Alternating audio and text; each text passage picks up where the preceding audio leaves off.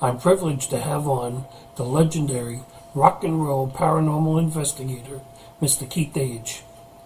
With over 30 years of experience of paranormal research, he's a lecturer, a paranormal investigator, actor, producer, host, and even event organizer. He's the founder of what was the annual Mid-South Paranormal Convention. It was one of the largest in the United States. In fact, that's where it was that my wife Jen and I first met Keith many, many years ago. He's also one of the organizers of Non-Con each year at the haunted Pottstown School in Middletown, Ohio. Now, he's the founder and president of the Louisville Ghost Hunters Society, which was formed in 1996, which has 4,000 plus members worldwide. He's married to the love of his life, Robin, and they even got married at one of the non-con events at Pottstown School. Now I could list all the movies, but I won't. But a short list would include Children of the Grave Parts 1 and 2, Soul Catcher, The Possessed, The Unseen, Spooks, The Ghost of Waverly Hills Sanatorium, and many more. We'll talk about many of them tonight. He's also appeared in movies and on TV, both here and in Canada. Now, didn't I mention rock and roll? Oh yeah, that's right. A dynamic bass player with names like Glenn Campbell, Ted Nugent, Blue Oyster Cult, Kentucky Headhunters, Johnny Lee, and more. See, it's my honor to welcome someone who I would just call my friend, Keith Age.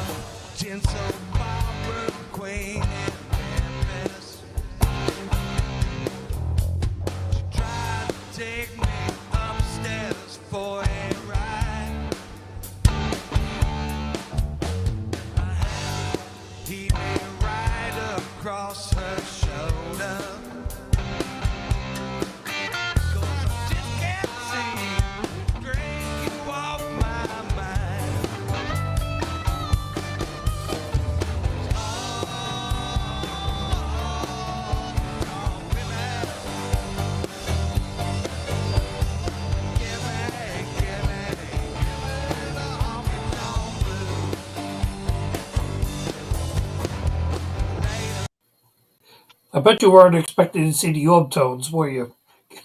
No, I was not. That's, for those that don't know, that's also the fabulous Bill Bean playing lead guitar for the Orb Yes, Tones. I saw that. I was, when I was doing the film, I was like, okay, I know Bill always has the guitars in back of him when he does the show, but I don't think I ever heard him live play. And then Oh, I caught that clip and I was like, wow, he's pretty good. Bill is an awesome guitar player. Yeah. I Hello, actually, Steven. How you doing tonight, buddy? very good, Keith. How are you? And I've changed your name. We would Yeah, going to, it's the legendary rock and roll ghost hunter. And I know, as well as you, we don't like to be called ghost hunters.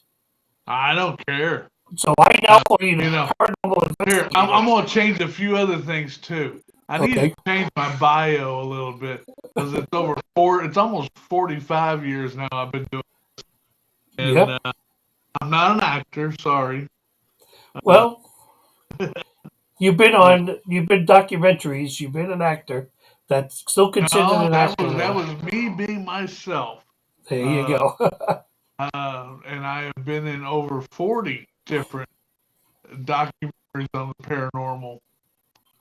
So, Yeah. yeah, That's why it's I said almost I'm not almost going to as list long all as of them. it's almost as long as I've been doing it. So, but anyway, I We're don't gonna. care if you call me the ghost hunter or paranormal investigator. I don't care about being PC about anything. Mhm, I'm just me. What you see is what you get. exactly. Now we spent a lot of time lately together. I think non-con, we spent the whole day together. Oh yeah, Actually, well, we spent a lot of time at a lot of different events in the last year and a yes, half. exactly. But I want you to take us back and take the people back to your childhood. What it was like growing up for you. I mean, did you come from a musical family? Give us all that little info. No, I am the only musician in my family. Um I started playing guitar when I was 10 years old, and they're one of the best guitarists in the country. Actually lived here and taught music, and that's who I originally went to. And him and I couldn't stand each other, so then quit for a while, and then went to a different place. And a gentleman by the name of Rusty Ends ended up teaching me how to play, and he taught me for about 3 years. And when I was 14, I was out playing gigs. But when I was 12 years old, I played my very first gig. So, so yeah, I've been playing in bars since I was 12 years old. So, it's quite a long time now. What else you want to know? I guess it would help if I turned my mic back on. You might Yeah. hear me, okay? I'm talking and I'm talking to myself. Evidently. Was it always rock and roll that you were playing, or? No, I've played a little bit of everything. Do you remember the Rifleman show? Sure do. Okay. You remember the little boy and the Rifleman? Yes. Well, he grew up and had a big band, if you will, and I played with him off and on for 20 years. He died, and so I played a little bit of everything. I started out learning rock and roll, but like I said, Rusty Ends, the guy taught me a lot about different musics, how to play different styles, and then I just you learn on your own and go from there. So, when did you first pick up a bass, really, for the first time, and seriously Uh, say, this is what I want to play? when I was 11 years old, like I said, I started out learning with the other guitar teacher, and then quit, and then got up there and saw, I can't remember who it was, but I saw him on TV, and I said, why has that guy only got 4 strings? That's probably easier to play. Boy, was I wrong. It's like playing lead guitar all night long. And it's not as easy. I've been a bass player for years. It's not as easy as it looks to people. Oh, Really not. And for some like I reason, said, I it's feel like, like I said, it's like playing lead guitar all night, because even though you might be doing the same pattern, you're all over the neck.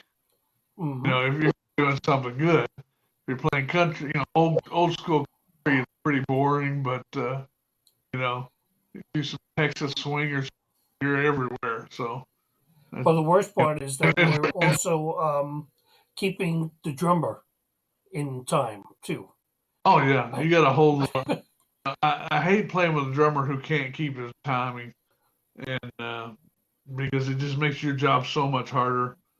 And it's just some drummers you just can't hold. And I've fired plenty, but for those that don't know, the name of the boy and the rifleman was Johnny Crawford. So okay. uh, played for him off and on all through the years. Okay, so if you played big band and stuff, how did you suddenly go to the big name acts we were talking about? Uh, Because that's a big leap. here in Louisville, there was a place that used to be here called the Toy Tiger, and it was a rock and roll place, you know, back in the '70s. And Mr. Nugent happened to walk in, and this was during his days of suing band and trying to get the rights to his music. And he said, I like the way you sound, I like the way you play. Would you like to be a better player? And I was like, are you kidding? From you? Lord, yeah. So that was the start of it. So when I turned 16, I was on the road with Mr. Nugent learning, and then playing the gigs all over the world. And then after that, your name gets out there. And of course, I know you said the Kentucky Head. We all grew up together here in Kentucky. We all played different bands and stuff, but we all knew each other. And so there's actually pictures of me at the band house from I was 16 back then, or 17. And, they're great guys. Matter of fact, I knew them back when they were called Itchy Brother. That was their original name.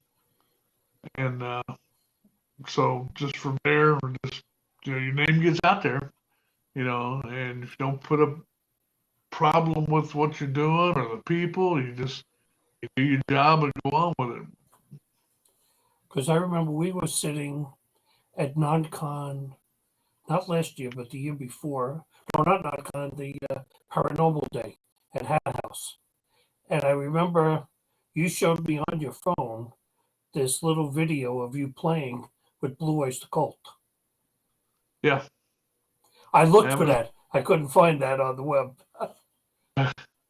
That was a long time ago now. I don't move like that no more. Hey, as long as we're standing up, we're moving. So, I mean, As long as you're breathing, you're still moving right now. Yes, exactly. What about like people like Glenn Campbell and stuff? What did you do with them? And Johnny Lee too. Well, Johnny Lee, I had a manager back then by the name of Lou Temple, and he got me the gig, Johnny Lee, and then that was early '80s, and for about a year and a half, almost two, and then Glenn Campbell bought my contract out, and I started playing for him, and uh, Glenn Campbell was probably one of the most gifted guitar players I've ever played with in my life. The man could just run rings around a lot of these guys, and never had a lesson in his life. Learned how to play all on his own, and it was interesting. We'll put it that way. There's a documentary on Glenn as he was fading out later in the years. Yeah, But one thing he could do was still play that guitar. I mean, really, he would go and just jam. I mean, just go nuts. Yeah, even when he went into the nursing home, uh, at towards the end, he didn't remember anybody, but he still had his guitars, and that was his only. That and his clothes were the only thing in the nursing home. It's sad, but he was a legend. I mean, he really was a legend. Now, there's a leap that takes place here where we go from the legendary rock and roll bass player to the legendary rock and roll paranormal ghost hunter. Okay, how did you get interested from playing and all of that? How did we go from there to ghost hunting? Well, I am a child of the '70s, a musician of the '70s. My whole life back then was sex, drugs, and rock and roll. I lived it, learned it, did it. I take full credit for everything I did back then. And, and then when I came off the road, I met a young lady who would never take me over to meet her mom and dad. And I just figured just because I had hair down to my ass and the full beard, the rock and roll look, and she just didn't want to bring me on the parents.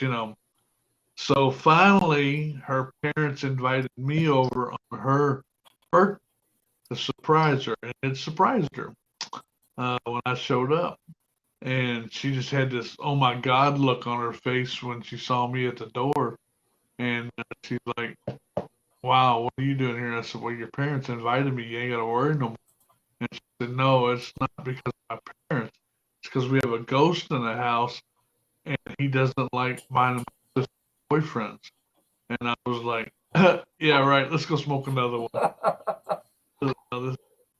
So it's just a little bit ranch house here in my neighborhood, and we were sitting on the couch, and you could see down the hallway to the master bedroom, and this mirror was facing us. Well, something kept breaking our image, and I finally just said, "Okay, I got to see what this is or who this is." I went down there, and there's nobody in the room whatsoever. I tore the room apart, and so she's like, I'm telling you, it's the ghost. He's looking for us." And I was like, "Yeah, right." So I started being young, dumb, and stupid and started calling this thing out. So for 3 hours, I was telling it, show me, do something. I don't believe in you. You don't have any power. Just stupid stuff like that. And at the end of the night, I went to kiss her goodbye inside the living room at the front door. And then I just felt something grab hold of my left arm tight. And I thought, oh, hell, Dad's got a hold of me here. I was just going to say, you sure it wasn't Dad? Yeah. And I could see him sitting over in a lazy boy. And I was like, he just had this, oh my God, look on his face. And the next thing I know, I was flying backwards through the front door, through the screen. I landed about 6 feet out in the front yard. And I was just like, oh man, that was so cool. Do it again. And that's what got me started in ghost hunting. And then, so that was late 70s. And then by the 90s, I'd already been through a lot. I had taught at U of L a couple times. And, because I am not a psychic, not psychic at all. And just, modern techniques that had been in place at that time. And ghost hunting without a psychic or not being psychic, I think was what the name of it, the class was. And then in '96, I started the Louisville Ghost Hunters, and of course in the early 2000s it exploded, and then and then we did the TV show, and it really went big guns in, and then but before the TV show, I'd already been on several different TV shows. But one of the cool things about it is, like I said, I put my group, the LGHS, on the internet in 1996. You know what number of ghost hunter group I was? Probably one. No, we were the 39th. Okay. Because there really weren't many back then. Yeah. Do you know who was 38? Taps? Taps. Jason Yeah, Hodgson. okay. And and we've all known each other since all that. Him, Staffus, the ones that are now considered the old people in this paranormal. I told you we're polished antiques. Okay. Yeah. We went Yeah. through this before we came on the air. We're polished antiques at this point now. So how did you go from that to the boots? To like Chris and Okay. Spooked Films, I should say. I had talked to the new owners of Waverly Hills in late '99, early 2000, because they were buying the place, and I promised my group would help clean up the place, and as long as we for the rights to get up here and do the investigations, and we did. And Waverly Hills was just a real mess back then. And then started doing the tours, which started out just to be for Halloween, and they were so successful, it went past Halloween, and it just got from there. And then the Booth Brothers showed up to make Spooked. They're not Spooked, but Children of the Grave. No, the horror movie. I've lost it. Sorry, it's been a long day. So anyway, they were making the independent horror movie there, and the real things started happening to them, and that's when we met. And matter of fact, they showed me the way Spooked actually got started. They showed me some dailies of where they about drowned this poor actress. Because in an independent horror film, you got to have what I call a big boob blonde in the shower scene. And so they got this girl, taking a shower inside Waverly Hills, and from a corner, you can see this black mass just come in and just slide in and just stop, and then it would move on. It would come from either side, or it'd dip down low, or something like that. So they showed me the dailies, and Philip Booth says, "What is this?" And I said, "Well, welcome to my world, shadow person." And he goes, "Well, what's he doing to my shot, mate?" And I said, oh, I guess you like the view. And that actually is what got started. And if you actually go watch Death Tunnel, I that's was the name just of going the to say, book. was that tunnel? I was Yeah. just going to ask if that was that tunnel. Yeah, if you go watch the movie Death Tunnel, you'll see that scene still in there. They left it in there, and that's when we started. They had the idea to shoot a documentary, and it Universal bought it after that, and it just exploded. Well, you guys helped really put um, that place on the map. I mean, really, you know, it went skyrocketed after you guys were in there doing the tours, cleaning it up. I mean, Waverly Hills just like, I mean, it's ridiculous to the point where I'm going to tell you, as a paranormal investigator, to book a date is like at midnight, on New Year's Eve, right when the bell strikes 12, you had to be there online, and you were lucky even if at that moment you could get a weekend. Yeah, and it's still pretty much that way now. I mean, I was there from 2000 to 2005, and from it going to having 3 feet of garbage and debris in the hallway to being totally cleaned up, and when I first got up there was no electricity whatsoever to the building, no water, and then the water got ran from the water tank, and it eventually got city lines put in and stuff, but you know that was like 2003, 2000, 2004. So yeah, for that many years there was nothing up there.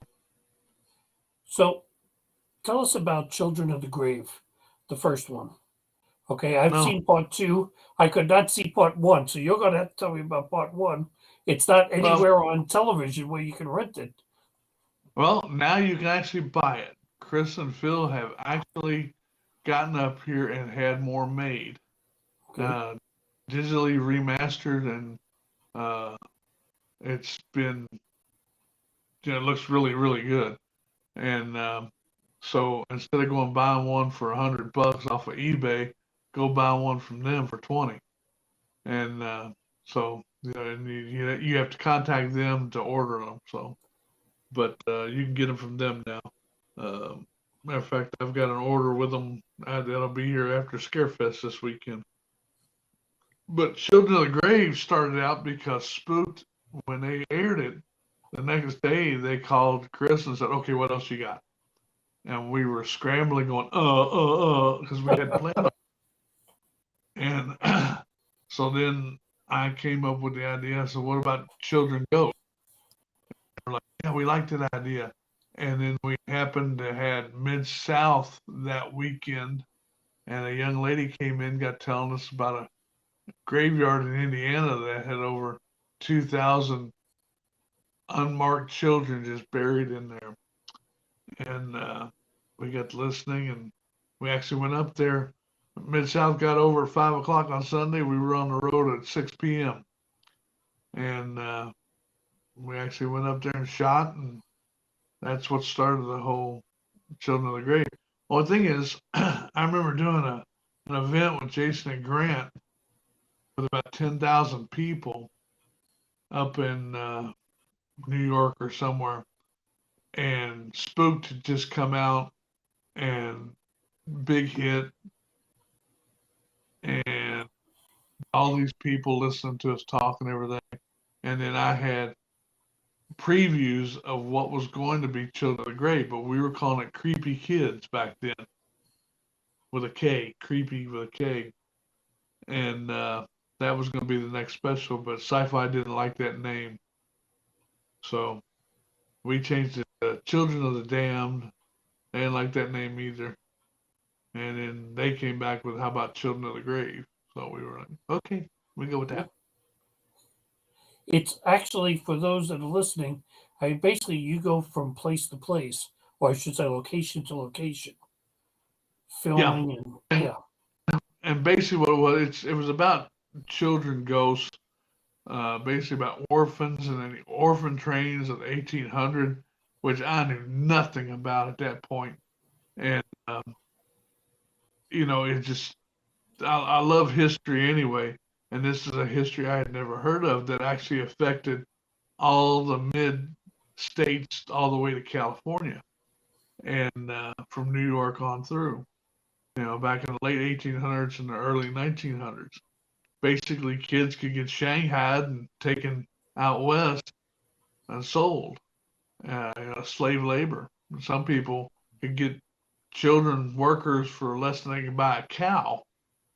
And we went to a lot of different orphanages and this place in Indiana with children buried there, which at that point had a marker put on, and they found a lot of the children's names that they put in there just right next to the indigent people who had markers, but these people didn't. These kids didn't. We see that a lot with like places like Randolph County. Those people that had just had nothing, they were very poor, were put into all these places. And then Yeah. they were also put in there with all the sick mentally and physically people as well. Yeah, but back then you could be put into a mental institution for a lot of different reasons. Hmm. Yeah, to say, hey, I saw a ghost. And you'd probably be put right in there back then too. Well, back then, even if you did weird things like masturbating or anything like that, you could get put in for being criminally insane. It just if you go look at the laws and stuff from back then, 1800s, these laws last up to the 1950s. It was just crazy. That was pretty handy of them to have that law in place. Oh But yeah, oh yeah, so okay, so we go from music, we go from the movies, the documentaries, as I'll call them. Okay, how did we get to Mid South Paranormal Convention? Because that was actually the biggest convention in the country at one time, was it not? yeah. It was, and that's what a lot of them to this day have been, fashioned after, which is what I did.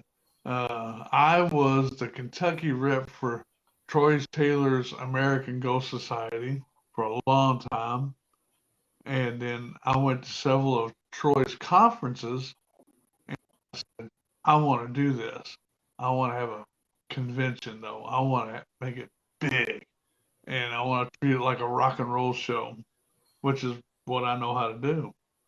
And that's exactly what I did. I treated it like a rock and roll show. On Friday night, I created a band called the Orb Tones, and Which we just saw part of. yeah, and it was just a rotating list of paranormal people. And matter of fact, the lead singer that you saw in that, and the keyboard player, Ron Cundiff and Paul Nevin, and I have been playing together for years. And we've stopped playing right after the pandemic kind of loosened up a little bit. And Bill Beam was there from the beginning. Uh, just a whole different list of characters sat in and played with us every year. And that was a highlight. The Friday night party was just huge, and we grew this thing to where we got almost 8,000 people show up for this thing. And that's still huge numbers for the paranormal world. And then and then after 20 years of doing it, I said, I'm tired of doing this, and time for a change. Take a break, and then I still like doing events, and that's why I put on several different ones. Then I do ghost hunts and stuff like that, and then started the non-con because I love Post Town. Post Town is one of my favorite places to go to. I love the school, and I love Brenda and Daryl. The caretaker. And times when I've been on the road coming home, and it's they're 2 hours away from Louisville, and we'd call them on the phone 4 o'clock in the morning and say, "Can we come crash? We're wore out. We can't go much further." And they'd say, "Yeah, doors open. Just lock it behind you." So we'd Yeah. come out and crash. floor post town, you know. As They're the just person really who good. does the website for them, I have to give that as thing. It is one of my favorite places to investigate there too, or just hang out. Jen and I have gone up many a times and just hang out with Daryl and Brenda. You go out to dinner with them and stuff. So they're good people. Yeah, a couple years ago, that's where I spent my vacation at. I just went there and vegged. The school never they say when you leave you believe, but I think in all the times we investigated there was never a time we left and said, well, that sucked tonight. There was always something going on there. Yeah, when we shot the Possessed, we shot a segment with Post Town at that time. And what was funny was we shot a segment the day before, and I actually broke my leg in two places the day before.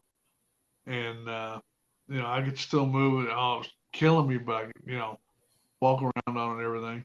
And Scotty, have you ever asked Scotty Rourke about what happened the day I broke my leg in Ohio?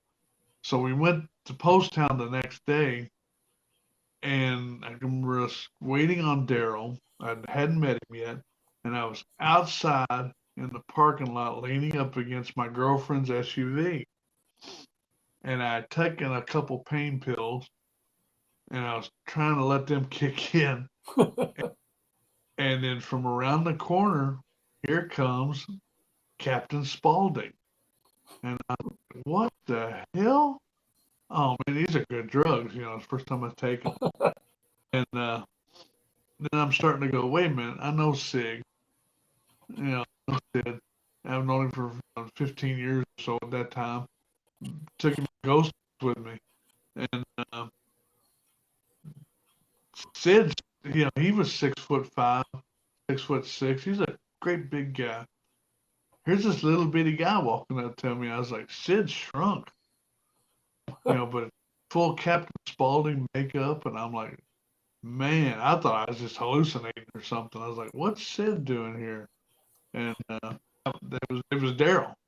He came out to meet me, and that was my first time meeting Daryl and Captain Spaulding makeup. See, now I'm not going to ask you about Scotty because the last time I did the message he sent back to you, I would actually change the rating of this show if I put it on the. But yeah, he was on, and I believe he spoke about you. But you see, that was one of the great things. I mean, I know one year Jen and I had a booth. I think it was called Mid America at that point. Yeah, Yeah, yeah, at the last one. yeah. I mean, That's when I partnered up with Con Fright Fest, and had over 10,000 square foot building, and we filled it up, and had a lot of horror stars from God, had Tyler Maine, big horror star, and then you had the guys from Fright Night, mhm. and then all the people from what is the name of that movie? Where Was they it? brought back Frankenstein, Dracula, the Mummy, Werewolf, and the Creature. I know Uh, there was a couple of people came to our booth that day yeah, that from those. Yeah, Jen would remember more than I would. and so and then the girl that played Scout in To Kill a Mockingbird, the little girl, she was there too. Mhm. Well, Lord, the one person I was super impressed that was there was someone who I got to meet really well was Bill Chappelle. Now I know yeah, Bill's been in a number of. I think he was in a movie or two. Was yeah. he not? Billy was in his very first movie with us called The Possessed. Right. Yeah, I've still got one of his original obelisks that was made for me, uh, Patrick, and Dave, Darkness Dave, and it has our names on them. He had them customized for us, just for us, and they've come a long way since then. He's a great guy. We talked probably half of the conference. People didn't know who he was because all his banners and everything got didn't come with them. They ended up at some other airport, if you Yeah, remember. his he had two boxes that didn't show up Yeah. that he brought with him, and they flew to somewhere else and they didn't get them back to him. So his signage and all of his gear and gadgets and stuff that he had for sale. Uh, you know, here's Billy Chapel, the man who created almost everything you've seen on Ghost Adventures. And then he had 3 or 4 pieces of gear with him, and that was it. I mean, I would send people over when they were at our table when they knew they were paranormal. People, I said, "You see that guy over there? Do you know who that guy is?" And they'd be like, "No." I was like, "Do you use a novelist?" That's yeah, all the time. It's like, okay, well, if you use a novelist, then you know who that guy is because he's Yeah, the one that developed that. They're like, "Really?" It's like, yeah, go over, talk to him. So I was yeah, like sending people over to his table the whole yeah. time. He was almost directly across from you guys, Yeah, and exactly. yeah, and like I said, his gear didn't get there, and neither did his posters or his signs or nothing like that. So he was at a real bad disadvantage. This show has been fortunate. It's kind of strange. There's a little underlying theme so far that has gone on to kick off the show, where it's been you, Bill Bean. We've had Rick Hayes on, who you know very very well. Scotty Rourke, who's been But I on. know very, very well. Yeah. Yep, and of course Tim. You know, um, we mentioned earlier that you played in many bands, but I mean, how did the Orb Tones actually get started? I mean, we saw it. You talked about the different members in it, but whose idea was it to say, "Hey, you know what? A Friday night's party. Let's put together a band for this." It was my idea back in the MySpace days. Wow. Okay. And I put it out that, the Orb Tones were playing. I took a page out of Houdini's playbook and said, they're playing over in Europe for the Prince crowned heads, and great big following over there.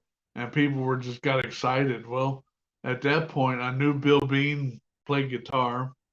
I didn't know how well he played it, but I knew he did, and he was getting ready to be. He was coming to be a guest. This was the fifth Mid South, so for 15 years, the Orb Tones have played the party, and we had a little over 2,000 people for that event, and we played at a place called Crown Plaza Hotel, and you could only put 125 people in the room where we played at, and the place got packed quick. And I got my drummer from my band, my touring band I was playing with at the time called Doubleback, and got him to play. Got our sound engineer to run sound for us, and then just me, Billy Bean, drummer, and Trish Yancey sang a few songs too. And that was it. And Tim Yancey played bongos, and that was the first incarnation of the Orb Tones. And people walked in expecting some you know band out of Europe, and it was us. So like I said, Ron, the lead singer, was part of my group, the Louisville Ghost Hunters, and he was a good singer. And I said, "Hey, you want to do this?" He's like, "Yeah, let's do it." So we did it. We didn't know what we were gonna play, what we were gonna do. We just walked up there and just started jamming. I remember there was a year Jen and I stayed the entire weekend. I remember Robbie Thomas was there. I'm trying to think of who Scott Tepperman was there. Um, Yeah, uh, that clip you showed of the Orb Tone, that was that year, because while everybody was setting up on that Friday morning, we were at the news station getting set up for that. We had to be there at 7 o'clock in the morning, and that show was on 9 a.m. to 10 a.m. And what was cool was, they had us on every year, you know, for the Mid South for many years, and Lord, it just, over 1 million people viewed that show that day. And then that weekend, we had almost 9,000 people show up for the Mid South. It was it was the one event that Jen and I always look forward to attending. You know, Yeah. a Scarefest is nice, don't get me wrong. It's a little longer for us to go to Lexington, but it just seems like this year the prices are ridiculous. You know, a 1 day pass, it's like $35, $40. Yeah. You know, Well, that was one thing I always kept as low as I could with the Mid South, because, let's face it, if people ghost hunt, this is a hobby right now. You know, there has been nothing, formally recognized as a scientific fact. And we're all just data takers. So, and all of us usually have a daytime job. And, I can't think, I can only think of a couple people who are actually rich that do this stuff, and can afford this stuff. But most of us don't have a lot of money to throw around, especially in today's economy. So that was one of the things with Mid South. For $40, you get in for the whole weekend. You know, and if people did gallery readings and stuff like that, I left it up to them to charge what they wanted and advertise. You know, because that's not for me to say anything. As long as I broke even, that's all I cared about. and it was a great event, but like even with non-con, I don't know if it is the economy or what. Interest seems to be waning slightly in going to these events. Well, I'll admit this year non-con just was a real big disappointment in the attendance. Uh, we had more people show up the year before during the COVID pandemic than we did for this year. And me, Daryl, and Jason, we've talked about it a little bit. We think we're going to change it some up. We don't know, or might not even have it. We don't know yet. Well, you And have to blame Shania Twain this year. Whether you realize it or not, I'm serious. There was a concert in Middletown that was run by Marsh. It was like some kind of free concert that had Shania Twain on Saturday. during the This is day, what I was told at the hotel that I was staying at. They're like, "Oh, did you here for the concert?" I was like, "No, we were here for Popestown." And they're like, "No, there was a big concert here right in town." So I think that might have done a little bit of damage to the people that were showing up. I don't know. We did well, so I'm not complaining. It was a good event for us. I'm glad you did. We'd said the year before when we started planning it that we wanted to make it smaller because the year before that it had just we had people on every floor doing something and it was just too much. So eh, it might have run its course. I don't know. Okay, I'm going to change course just slightly. Go back to the paranormal. I don't want to talk about specific shows on TV because you know how this field works with gossip. Oh, he's knocking this show, he's knocking that show. But just in general, do you think we're going in the right direction with paranormal? I don't know for the simple fact, as long as people are enjoying the ghost hunts and all that stuff, and they're enjoying watching people get possessed every week. You got to remember this is made for entertainment purposes, and you know, until we can actually find some real documentation and real evidence, you know, I'd love to see that, but they're throwing everything but the kitchen sink on these shows, and you know, that's just like we're filming a new one called Bourbon Spirits, uh, and we're showing what ghost hunts actually look like because they can be pretty boring, as you know. And we have caught evidence in some places, and some places we haven't. So you know, that'll be aired next. It'll be streaming next year. Matter of fact. One of the things I always tell people at the library presentations, whatever we do. It's like what you see on TV is like 17 minutes with commercials. Okay, they Yeah. had 3 days to get those 17 minutes, at a location. And most of the time, we're sitting in a room, and I've actually questioned myself. It's like, where did I hit my head? Okay, because it's Saturday night at like 1 o'clock in the morning, and I'm sitting in an empty room saying, if you're here, can you show us some sign of you? And I'm talking to myself because there's nobody else here. Okay, where did I go wrong? But people seem to think it's that glamorous stuff that you see on the TV shows, or like you say, they're waiting for someone to get possessed. We won't mention what show name that is, but it's every week. Okay, he's getting possessed. Um, you still doing private homes with Louisville Ghost Hunters? Yeah. Yeah. When we get them, we do. Yeah. I noticed it's Steve, starting to pick up a little bit again, yeah, but Steve, I tell you what, brother, I am not feeling well all of a sudden. Uh, I need to get off of here. okay. Well, I don't want to hold you, especially that. Um, you take care of yourself, and I want to thank you for actually coming on the show tonight. Oh, And thank you. I okay, do appreciate it, and I am very sorry. Just no. It happens here the for all of us. So last 10 minutes or so, I just I oh Lord, noticed you went from sitting back to sitting up.